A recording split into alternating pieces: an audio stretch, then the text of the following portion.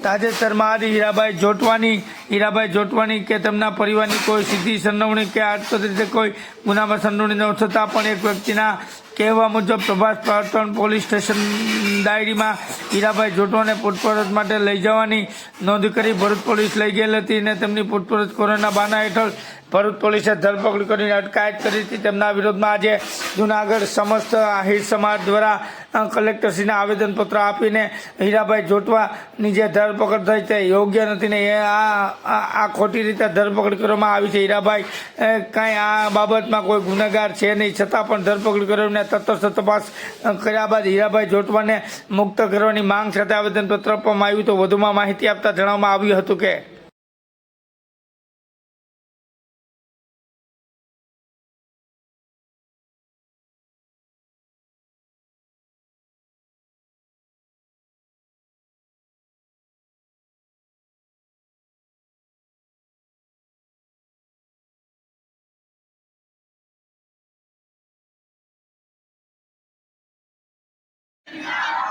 न्याय आपो भाई न्याय आपो समस्त समाज आहिर समाज की साथे न्याय ની માગણી કરવા આવ્યો છે ભાઈ। ન્યાય આપો ભાઈ ન્યાય આપો ન્યાય આપો ભાઈ ન્યાય આપો ખોટા ષડયંત્રથી દૂર રહો। ભારત માતા કી જય, ભારત માતા કી જય, ભારત માતા કી જય।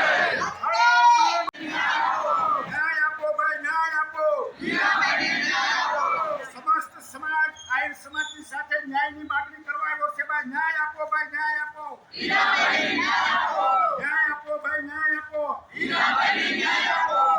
ખોટા ષડયંત્રથી દૂર રહો। ભારત માતા કી જય, ભારત માતા કી જય, ભારત માતા કી જય। ન્યાય આપો ભાઈ ન્યાય આપો समस्त समाज आहिर समाज की साथे न्याय ની માગણી કરવા આવ્યો છે ભાઈ। ન્યાય આપો ભાઈ ન્યાય આપો ન્યાય આપો ભાઈ ન્યાય આપો ખોટા ષડયંત્રથી દૂર રહો। ભારત માતા કી જય, ભારત માતા કી જય, ભારત માતા કી જય। ન્યાય આપો ભાઈ ન્યાય આપો સમસ્ત સમાજ આહિર સમાજ ની સાથે ન્યાય ની માગણી કરવા આવ્યો છે ભાઈ। ન્યાય આપો ભાઈ ન્યાય આપો ન્યાય આપો ભાઈ ન્યાય આપો ખોટા ષડયંત્રથી દૂર રહો। ભારત માતા કી જય, ભારત માતા કી જય, ભારત માતા કી જય।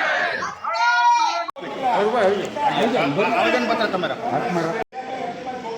ખવડાવવામાં આવે, તેમને ફસાવી દેવામાં આવે અને એનું નેતૃત્વ ખતમ કરવામાં આવે, આહિર સમાજને આગેવાનને ખતમ કરવામાં આવે, આવી મનસા સરકારની દેખાઈ રહી છે। આહિર સમાજના અન્ય સમાજ સાથે મળીને આ લડાઈ આપણે અટકાવી અહીંયા મનીષભાઈ બધા ઊભા રહી જાવ ને એટલે વિડીયો બધા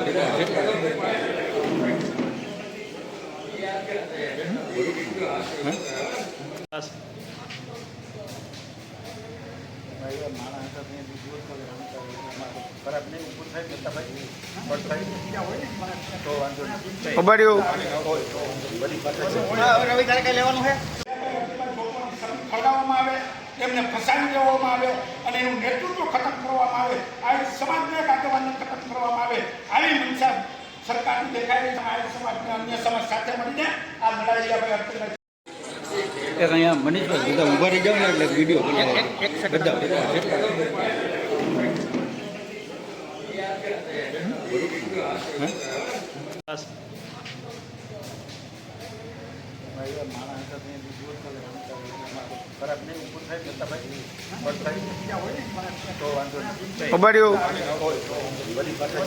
રવિ તારે કઈ લેવાનું છે? ભેગા હતા કે અમે ભેગા એમને એની ગાડીમાં કે હું અમે અલગ અલગ છીએ અલગ અલગ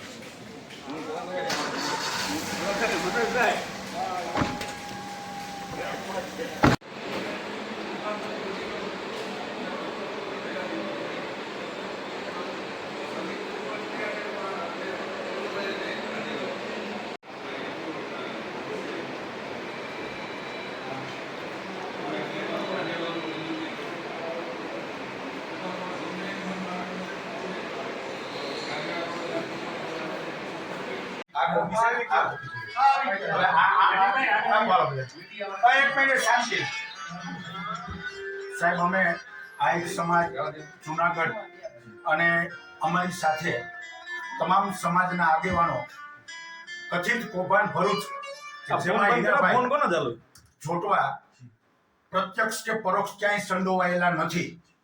એજન્સીના પ્રોપરાઇટર પણ હીરાભાઈ જોટવા નથી. તેમજ ત્યાં કોઈ અધિકારી આવે પણ એને કોઈ સંપર્ક નથી. છતાં આહિર સમાજના મોભી અને જુનાગઢ જિલ્લાના તમામ સમાજને સાથે રાખીને ચાલનારા એક રાજકીય સામાજિક શૈક્ષણિક આગેવાનની તમામ રીતે રાજકીય અને તમામ સામાજિક કારકિર્દી ખતમ કરવા માટે થઈ અને એક મોટું ષડયંત્ર થઈ રહ્યું છે. એના ભાગરૂપે તમામ આગેવાનો, તમામ સમાજના આગેવાનો આપના મારફત મુખ્યમંત્રીને અમે અમારી વેદના સભા આવેદન આપીએ છીએ કે અમારી વાતને વાચા આપો અને ન્યાયી તપાસ કરી અને અમારા મોભી અને જે અત્યારે પોલીસ અને પ્રશાસન દ્વારા જે ટોર્ચરિંગ કરી રહી છે એમાંથી એમને ન્યાય મળે, મુક્ત થાય એવી અમારી આશા અને અપેક્ષા. મુખ્ય કમતદારો જે છે એના સાવરવા માટેનો મુખ્ય કમતદારો પકડાવા જોઈએ, ન્યાયિક તપાસ થવી જોઈએ. અને બીજી વસ્તુ સાહેબ કે જ્યારે કથિત કૌભાંડની અંદર મંત્રી શ્રી બચુભાઈ ખાબડના દીકરાઓની જ્યારે ધરપકડ થઈ ત્યારે સીટની રચના કરવામાં નથી આવી. જ્યારે આ કૌભાંડમાં ક્યાંય લાગતું ઓળખતું નથી હીરાભાઈ જોટવા કે એમના પરિવાર કે એના લોહીના સંબંધો ધરાવતા કોઈને, તો એમાં સીટની પણ રચના સરકારે કરી છે. એટલે અમને 100% શંકા છે કે અમારા મોભીને, અમારા સમાજના આગેવાનને ફસાવવાની પેરવી મોટી થઈ રહી છે, મોટું ષડયંત્ર થઈ રહ્યું છે. એટલે અમે તમને આવેદન આપીએ છીએ. અસ્તુ, આભાર, જય દ્વારકાધીશ. આજે હીરાભાઈની જે ધરપકડ કરવામાં આવી છે એની સામે જોવા જઈએ તો રાજ્યના મંત્રી બચુ ખાવડ અને એના 2 પુત્રો ઉપર તો કાયદેસરના આક્ષેપ થયા છે અને તેમ છતાંય તેમનું રાજીનામું નથી માગવામાં આવ્યું, તેમને કોઈ પણ પ્રકારની ધરપકડ કરવામાં નથી આવી.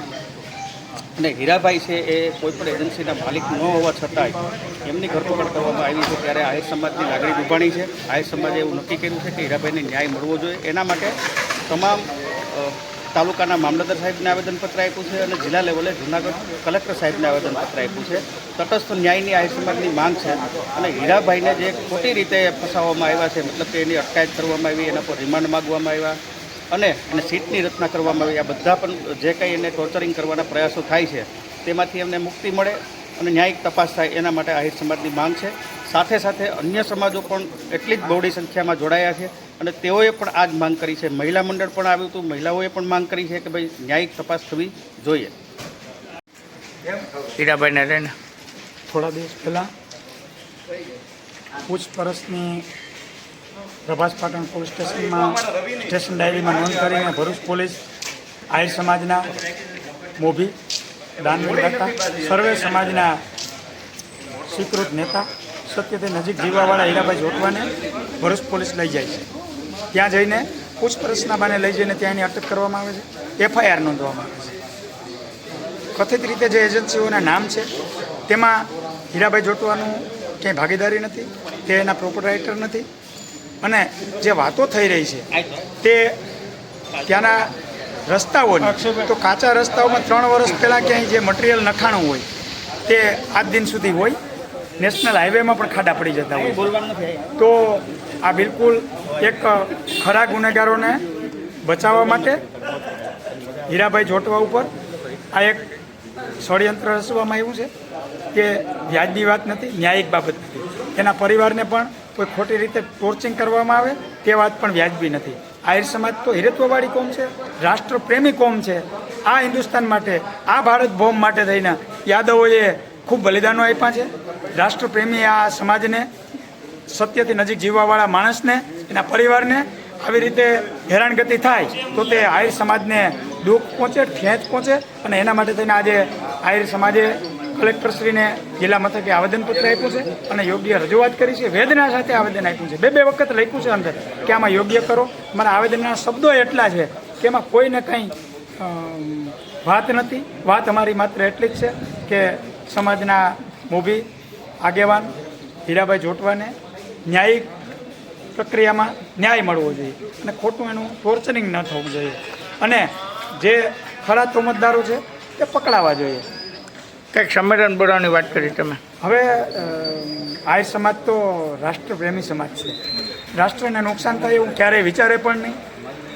તો આ વેદના સાથે દરેક ગુજરાતભરના તાલુકાઓમાં આવેદનપત્ર અપાયા છે.